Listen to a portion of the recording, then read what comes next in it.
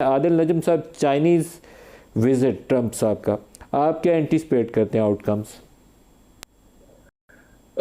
देखिए, एक तो आउटकम होगी जो साइन होगी, जो कुछ एग्रीमेंट्स वगैरह होंगे। ट्रंप साहब जो हैं कोशिश करेंगे कि वो हाईलाइट करें कि जी इससे इकोनॉमिक बड़ा कुछ निकला है। आप देखेंगे जिस तरह उन्होंने अपना वफ्द बनाया है और जो बार बार बार बार उसको वो हाईलाइट कर रहे हैं कि जी मेरे साथ इतने सीईओज हैं, और सारी जो अमेरिकन मीडिया है वो भी उसी को हाईलाइट कर रहा है, एक्सियोस ऐसे। तो उसका पर्पज़ ये है टू डेमोन्स्ट्रेट कि जी हमारा मेन पर्पज़ इकोनॉमिक है और स्ट्रेटिजिक और पावर नहीं है, इंक्लूडिंग जो ईरान में हो रहा है। हालांकि और top of the thing I think Iran का मसला ही होगा, लेकिन अमेरिका की तरफ से आपको जो निकलेगा वो उसके बारे में मिलेगा। जो इम्पोर्टेंट चीज़ें होंगी मेरे ख्याल में वो होंगी जो हमें नज़र नहीं आएंगी, लेकिन जो इस दौरे से निकलना, they will come out of this, लेकिन वो हमें उस बयान में नज़र नहीं आएगी। और वो ये है कि जो दुनिया का एक ग्लोबल इंस्टीट्यूशनल और पावर शिफ्ट है, ये इस दौरे की अहमियत उसमें है। ये दौरा जो है ये डोनाल्ड ट्रंप का, अमेरिका के सदर का चीन का दौरा है। मतलब कहने का ये है कि ये वैसा नहीं है जैसे निक्सन गए थे। इन अ वे, जिस तरह आई हैव बीन सेइंग कि Beijing is the new Washington, जो एक बड़ा कैपिटल होता है जहां सारे जाके सलाम करते हैं, ये अभी उस लेवल का तो नहीं है, लेकिन in a way it is a shift towards that. Trump साहब जो हैं वो यकीनन एक निस्बतन, खैर let me put it, America कमज़ोर हो या ना हो, चीन जो है बहुत ज़्यादा मुस्तहकम है बनस्बत, फॉर एग्जांपल जब पिछली बार डोनाल्ड ट्रंप वहाँ गए थे 2017 में। आज के दिन में चीन जो है वो एक तरह से इस्टेब्लिश कर चुका है अपने आप को, not only as an emerging power but as a established new centre of importance. अगर आप देखें ना, इससे पहले क्या होता रहा है, हम तो खैर जाते ही हैं क्योंकि हमारा हमसाया भी है और पुराने ताल्लुकात हैं, लेकिन चीन जो है वहाँ कौन जाता है अब? जो है जर्मनी का चांसलर कहाँ जाता है? वो बीजिंग जाता है। अमेरिका, कनाडा का प्राइम मिनिस्टर कहाँ जाता है? वो चीन जाता है। So you have seen the string of things happening कि बड़े चौधरी साहब को सलाम करने जो है वो लोग आ रहे हैं। मेरा कहने का सिर्फ I want to be careful, इसका मतलब ये नहीं है कि सब कुछ शिफ्ट हो गया और अब चीन जो है वो बड़ी ताकत है। लेकिन जिस शिफ्ट की हम अमूमन बातें करते थे, I think this will be seen as that.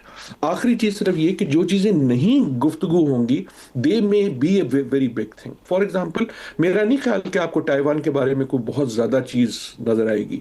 Trump साहब जरा मुंह फट हैं तो शायद कह दें, लेकिन चीन की तरफ से they will not push it, लेकिन पुश किए बगैर वो एक तरह से एस्टेब्लिश कर चुके हैं या करना चाह रहे हैं न्यू स्टेटस को।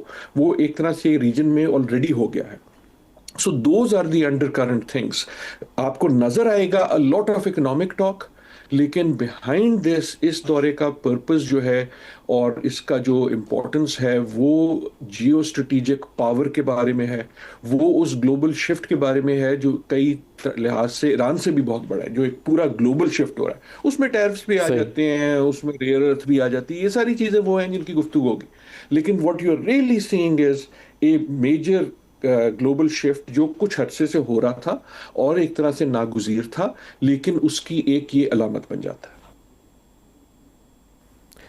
खुरम साहब, जो बहुत अरसे से लोग एंटिसिपेट कर रहे हैं कि डॉलर दुनिया में जो इसका राज था, वो राज उसका अख्ताम की तरफ चल रहा है। शायद अगले चंद साल अभी लगे उसकी डिमाइज़ में, फ़ौरन ना हो, लेकिन अमेरिका के लिए वो लाइफ लाइन है। उसका जो ग्लोबल रूल है वो डॉलर के ज़रिए है। वो डॉलर आपको लगता है कि पहले की निस्बत इस इलाकाई तनाजुर में पहले की निस्बत उसका होल्ड जो है वो वीक होना शुरू हो जाएगा, या वो जो पेट्रो डॉलर वाला कॉन्सेप्ट है अभी उतना ही तगड़ा रहेगा फोर्सिबल फ्यूचर में और उसका कोई मुतबादल नहीं होगा? ब्रिक्स वाला मॉडल आगे चलेगा या नहीं चलेगा, खुरम साहब? बस सब दुनिया बदल गई है और उसके बदलने में एक बहुत अहम जो कहते हैं ना फैक्ट है, जिसको हम, जो आपने कहा पेट्रो डॉलर है, कि अब अमेरिका मशरक़ वस्ता से तेल नहीं लेता। अब ये इतनी बड़ी तब्दीली है जिसकी बुनियाद पे तमाम फॉरेन पॉलिसी के तखमीने लगाए जाते थे, सिक्योरिटी पॉलिसी के तखमीने लगाए जाते थे। लेकिन अब तकरीबन 10 साल हो गए हैं अमेरिका ने मशरक़ वस्ता से तेल लेना बंद कर दिया। तभी तो डोनाल्ड ट्रंप ने इस तनाज़े के दौरान जो ईरान अमेरिका जंग हुई है, उसने कहा था जिसको खुलवानी है आपने हुर्मुज़ आकर खुलवा ले।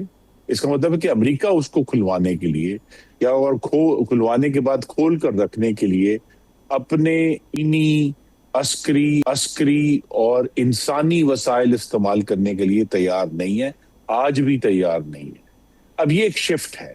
इसका मतलब ये है कि अब जो आपने जिसका जो कि ब्रिक्स का जिक्र किया और डॉलर का जिक्र किया, अब अगर जो अरब ममालिक का तेल है और ईरान का जो तेल है, अगर उसका सबसे बड़ा खरीदार चाइना है और चाइना जो है उनको कन्विंस करता है कि भी हमें ऑलरेडी ईरान तो जो है वो चाइनीज करेंसी में ही डील कर रहा है, तो अगर जो है वो बाकी ममालिक को भी जिनका अब अमेरिका के साथ आप देखिए एक अपने खलीज आ गई ना, कि एक तरफ ये अरब ममालिक जो हैं उनका सबसे बड़ा जो सिक्योरिटी पार्टनर है वो अमेरिका है, लेकिन उनका सबसे बड़ा खरीदार जो है वो चाइना है। तो अब ज्यादा देर नहीं है कि जहां उसके खरीदार होंगे उनके सिक्योरिटी इंटरेस्ट भी उधर ही शिफ्ट होंगे। इसमें जाहिर है ये एक कुछ देर का मतकाजी है ये सारा अमल। दूसरा इशू ये है कि जो पेट्रो डॉलर का, ये भी हमें जो हम सारे इसमें जो है बड़े हुए हैं इसको देखते हुए, लेकिन ये भी कोई बहुत पुरानी चीज नहीं है पेट्रो डॉलर के जी। जो ऑयल की ट्रेडिंग है वो सिर्फ यूएस डॉलर में होगी। तो लिहाजा ये अब वक्त के साथ इकोनॉमी में जो तब्दीलियां आ रही हैं, आपने रेयर अर्थ मेटल्स का जिक्र किया। अब अमेरिका में एक बहरान है कि एक जो रेयर अर्थ है जिसे समैरियम कहते हैं, अब वो समैरियम जो है जो उनको बोइंग को चाहिए अपने जहाज बनाने के लिए, और उनके जो जंगी जहाज बनाने वाले मैन्युफैक्चरर हैं उनको समैरियम नहीं मिल रहा बड़े अरसे से। वहां एक बहरान है और वो ये आई थिंक डिस्कशन होगी कि जो है सदर ट्रंप जाकर बात करेंगे। लेकिन जो अहम आई थिंक बात है जिस तरफ डॉक्टर साहब ने इशारा भी किया है वो ये है कि सदर ट्रंप जो है वो एक कमजोर हालत में जा रहे हैं, और वो कमजोर हालत सिर्फ ईरान जंग की वजह से नहीं है। उसकी ये भी वजह है कि उन्होंने उनकी जो इकोनॉमिक पॉलिसी थी सदर ट्रंप की, जो कि पूरी टैरिफ्स पर बेस्ड थी, यूएस सुप्रीम कोर्ट ने उठाकर उसको बाहर फेंक दिया। और अब वो दोबारा कोशिश कर रहे हैं। उन्होंने जो 10% का यूनिफॉर्म टैरिफ लगाया था उसको भी एक जो फेडरल कोर्ट है उसने उठाकर बाहर फेंक दिया कि सदर को तो ये अथॉरिटी है ही नहीं है टैरिफ्स लगाने की। तो वो जो है बहुत अब कोशिश कर रहे हैं कि जी किसी तरह कोई आईनी कानूनी तरीके से मैं वो ताकत वापस ले लूं, लेकिन वो ताकत उनके हाथ से निकल गई। अब चाइना को ये बात मालूम है कि सदर ट्रंप जो है वो जो रैंडमली और अपनी मर्जी से सुबह उठ के टैरिफ लगा देते, अब वो नहीं लगा सकते। तो एक ज्यादा कॉन्फिडेंट चाइना है और कम कॉन्फिडेंट अमेरिका है, जिनकी समिट इस वक्त बीजिंग में हो रही है। खुरम साहब, लेकिन दो चीज़ें हो गई ना फिर। ईरान वॉर में अब ईरान को पता है कि 40 दिन अमेरिका और इसराइल ने जितनी बमबारी करनी थी कर ली, लेकिन अभी भी वो सांस ले रहे हैं। उन्होंने हाथ खड़े नहीं किए, सरेंडर नहीं किया। उन्होंने बहुत तकलीफ़ उठाई, बहुत जानें दी, माली नुकसान उठाया, लेकिन दे सर्वाइव्ड।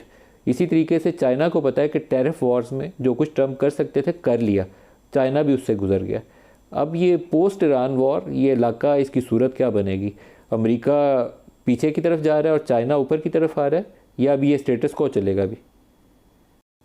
जी नहीं, ये इसमें अमेरिका पीछे की तरफ जा रहा है, क्योंकि ये जो जंग हुई है वैसे तो अमेरिका के पास दुनिया के जदीद तरीन और मोहलक तरीन हथियार हैं, लेकिन देखिए ना 3 खबरें आई हैं इस पिछले हफ्ते में। एक तो वॉशिंगटन पोस्ट ने ये रिवील किया कि अमेरिका के बेसिस को बहुत नुकसान पहुंचाया है, यानी सैकड़ों बिल्डिंग, आई थिंक गालिबन 218 का नंबर उन्होंने दिया, कि वो जो छुपा कर रखी हुई थी खबरें कि जो अमेरिका के बेसिस थे मशरक़ वस्ता में, ईरान उन पर हमलावर हुआ और कामयाबी से हमलावर हुआ। नंबर 1। दूसरी खबर आई अभी जो न्यूयॉर्क टाइम्स ने कल पब्लिश की है, उस पर बड़ी ले दे हो रही है कि ईरान का जो मिसाइल प्रोग्राम है और उनके जो मिसाइल्स हैं वो इतनी भयानक अमेरिकी बमबारी के बावजूद वो मिसाइल प्रोग्राम 60% तक इंटैक्ट है। ठीक है। तीसरी जो खबर आई जो उनके एक गालिबा अभी वेरीफाई होना बाकी है, उनके जो कांग्रेसमैन ने कहा कि उनके तो गालिबन दर्जनों जहाज गिरे हैं इस पूरी जंग में। तो अब देखिए ना, ये 39 का नंबर है जी, 39 जहाज आया है कि उनका अमेरिका के दबाव में। 39 का नंबर है, वो भी वेरीफाई होना है। अब देखिए ना, ये चीजें जो चाइना का एक जहाज सिर्फ इंटेलिजेंस गैदरिंग के लिए वहां खड़ा था गल्फ में, ये बात उनको मालूम है कि अमेरिका जो है वो अगर उसने कमिट भी किए हैं अपने हथियार या अपने लोग जो हैं, लेकिन वो फुल फोर्स के साथ ईरान पर हमलावर होने के लिए तैयार नहीं था और ना तैयार नहीं है। बल्कि एक 10 दिन पहले तो उन्होंने अपना जो एक तीसरा एयरक्राफ्ट कैरियर था वो वहां से विड्रॉ कर लिया। तो सदर ट्रंप की गुफ्तगू अपनी जगह पर है, लेकिन अमेरिका का अमल जो है वो यही जाहिर कर रहा है कि वो इस खित्ते से विड्रॉ कर रहे हैं। उनका ये, आई थिंक, जो सबसे एक अमेरिका को हजीमत उठाना पड़ी, उनका ये ख्याल था कि इस जंग के नतीजे में जो ईरान के साथ करने जा रहे हैं वहां इसराइल का एक असर, अगर तसल्लुत नहीं तो एक गहरा असर जो है इस जगह पर कायम होगा, स्फीयर ऑफ इन्फ्लुएंस कायम होगा। उसमें वो नाकाम हुआ है, और वो जो नाकामी है, जो स्फीयर ऑफ इन्फ्लुएंस है, चले पाकिस्तान का हम स्फीयर ऑफ इन्फ्लुएंस नहीं कर सकते, लेकिन पाकिस्तान को कॉन्सिक्वेंटली उस बैलेंस में पाकिस्तान का फायदा हुआ। दुरुस्त है। आदिल नजम साहब, ईरान का अब आप क्या मुस्तकबिल देखते हैं? ईरान अमेरिका पीस टॉक्स का क्या मुस्तकबिल देखते हैं? क्या ये इस चाइनीज़ विज़िट के नतीजे में इसको कुछ किक स्टार्ट मिलेगा, रीइग्नाइट होंगी, बैठेंगे दोबारा, या भी उसमें टाइम है, इंतज़ार करना पड़ेगा? नहीं, हो सकता है, हो सकता है, लेकिन ये जो कई बार सोच होती है ना कि इस इवन इफ अगर ईरान का मसला जो है टॉप ऑफ माइंड हो, तो वो वहाँ हल होगा, और इस सारे दौरे का असली मकसद वो है, that I do not believe. लेकिन यकीनन हो सकता है। मैं बताता हूँ क्यों हो सकता है। देखिए, ट्रंप साहब का इस वक्त जो एक मसला हो गया है या अमेरिका में डिस्कस हो रहा है, कि एक तो वो कान के कच्चे हैं, जो आखिरी बात सुनते हैं उसी को बस वापस रिपीट कर देते हैं। दूसरा, he does not have reasonable advisers around him. वो सारे जो है अब इतनी एक खुशामद की एक वो बन गई है, और हम जानते हैं कि ये कैसे होता है। लेकिन जब ट्रंप जैसा आदमी और हर शख्स जो है वो कहे कि जी आपकी आंखें जो है वो हेमा मालिनी से मिलती हैं या जो भी है, तो आप उसको बिलीव करना शुरू करते हैं। So there is a real crisis of advice now. मैं ये इसलिए कह रहा हूं कि ये हम जानते हैं कि ट्रंप साहब शी को बहुत एडमायर करते हैं, क्योंकि वो हर ताकतवर शख्स को एडमायर करते हैं। 2017 में जब वो चीन गए थे, तो उस दौरे ने उनका बिल्कुल एक बहुत ड्रामेटिक शिफ्ट किया था, क्योंकि उनके लिए मिलिट्री परेड हुई। उन्होंने देखा कि यार इनके पास तो बहुत ज़्यादा खिलौने। उन्होंने जब साइज देखे चीज़ों के, तो his view of China and she change dramatically. मैं ये सारी तमहीद का मकसद ये है कि इफ ऐसा नहीं है कि शी साहब कहेंगे अच्छा यार हम डील कर लेते हैं, I don't think that will happen. लेकिन if he hears things from Xi, वो उसको ज्यादा सीरियसली लेंगे बनिस्बत जो वो दूसरी चीजें ले रहे हैं। ये एक उम्मीद है कि अभी तक एक जो है ना, अजीब सी बात ये हो रही है कि इट सीम्स के डोनाल्ड ट्रंप, अमेरिका हो या ना हो, डोनाल्ड ट्रंप पूरी तरह ईरान की जो इंपॉर्टेंस है ईरान की जंग की, उसको नहीं समझ रहे। क्योंकि ना तो अमेरिका में उस किस्म का इकोनॉमिक इम्पैक्ट है जो आपके पास पाकिस्तान में है या ऑस्ट्रेलिया में है या जापान में है ना यूरोप में है। ना ही उनकी जो फॉरेन पॉलिसी की थिंकिंग है वो उस किस्म की लॉन्ग टर्म है जिसमें वो लॉन्ग टर्म स्ट्रेटजी सोचें। तो in that sense I do think कि जो वो चाइना में देखेंगे, जो वो चाइना में सुनेंगे, इंक्लूडिंग अबाउट ईरान, उसका असर होगा। ईरान इस वक्त है कहाँ? देखें, आप सारे स्लोगन निकाल दें, we are in a state of stalemate. चाहे वो कह दें कि जी मैं तो बिल्कुल रिजेक्ट करता हूं, ये तो फलाना है, बड़ा बेहमकाना है, ये है वो है, लेकिन ऑन द ग्राउंड तो चीज नहीं चेंज होती ना। एक ब्लॉकेड है जो लगाया हुआ है एक उस पे हुर्मुज पे ईरान ने, जिसका मतलब है उनकी इजाजत के बगैर शिप नहीं जाती। उसके बाद एक दूसरा ब्लॉकेट लगा दिया अमेरिका ने कि जो उनकी इजाजत से चली जाएगी उसको हम रोक देंगे।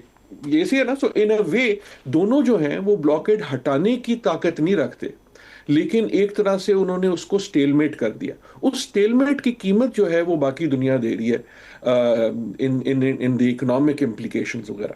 सो वो जो चीज़ फंसी हुई है ना, वो जो, बिकॉज हर एक को मेरे ख्याल में पता है, खुर्रम साहब को भी पता है, आपको भी पता है, शायद मुझे भी पता हो कि फाइनल एग्रीमेंट की शक्ल क्या होगी। अब बहुत क्लियर हो चुका है कि फाइनल एग्रीमेंट की शक्ल क्या होगी। ऐसा नहीं है कोई नई गीदड़ सिंगी आ जाएगी।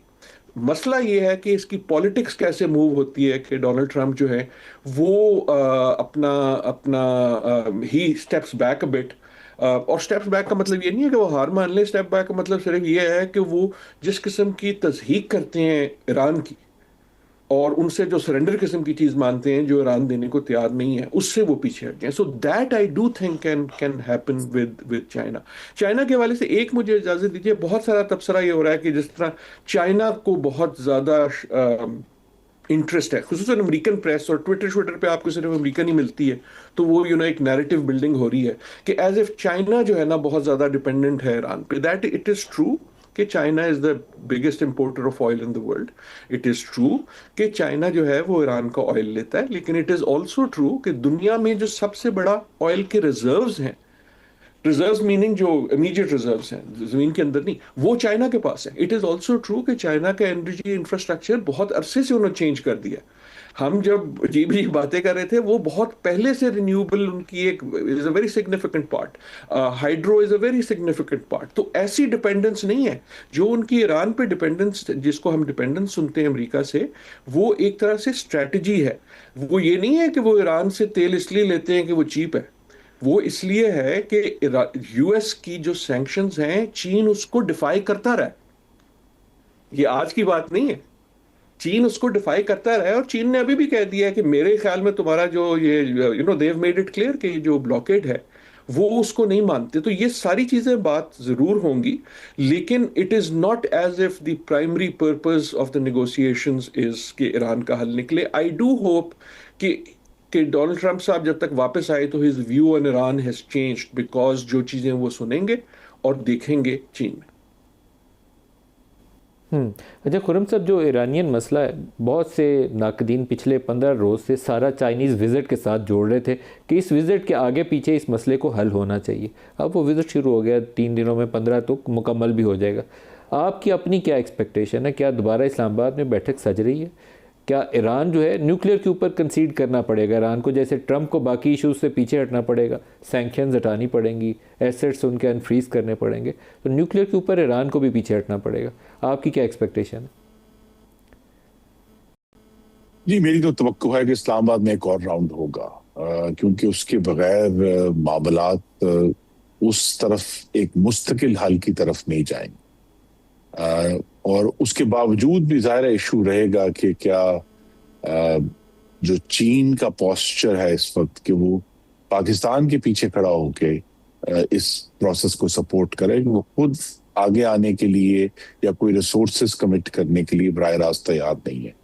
इसका मतलब यही है कि इस वक्त पाकिस्तान की मीडिएशन ही जो है वो फील्ड में है, और इसी के जरिए जो है, और सदर ट्रंप ने उसकी अब तमाम तरह जो खबरें आई हैं इसराइल स्पॉन्सर्ड, उसके बावजूद सदर ट्रंप ने वेरीफाई कर दिया कि पाकिस्तान ही प्रिंसिपल्स मीडिएटर है। तो ये मीडिएटर का इस वक्त आई थिंक रोल थोड़ा सा और कदम आगे बढ़ाना होगा। एक फेस सेविंग प्रपोजल जो है उसको उसकी तरफ दोनों साइड्स को नज करना है। और आपने बिल्कुल दुरुस्त कहा कि ईरान को कमिट करना होगा। ईरान की कोशिश ये है कि उसकी जो तकलीफ है, मुआशी तकलीफ है, और उसकी वजह से जो दुनिया को तकलीफ है अपना हुर्मुज़ को ब्लॉक करने की, कि मुआशी मामलात पर पहले एक अंडरस्टैंडिंग डेवलप हो जाए, और फिर जो मुश्किल मामलात हैं उसको वो फिर डिले भी कर सकते हैं या दूसरी स्टेज पे ले जा सकते हैं।